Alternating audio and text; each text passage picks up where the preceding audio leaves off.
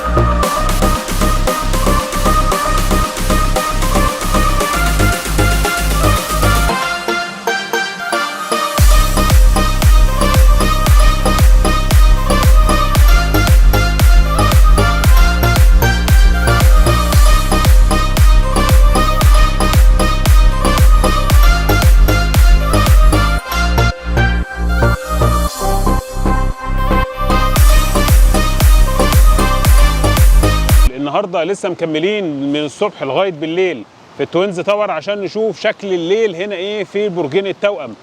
ماليزيا اشهر حاجه فيها ويمكن اشهر حاجه في اسيا وجود التوينز تاور هنا في كوالالمبور.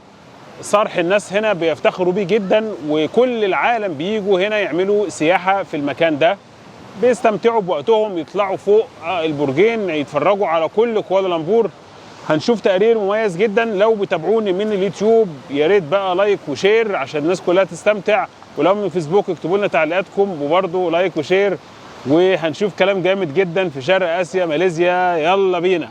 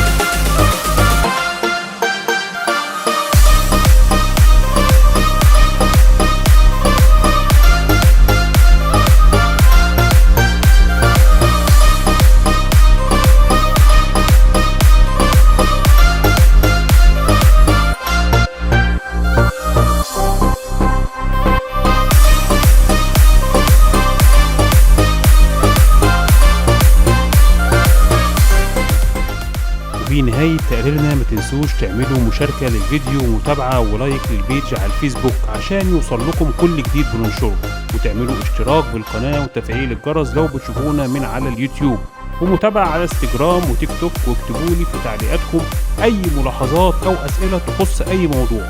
مع خالص تحياتي وأشوفكم بكل خير.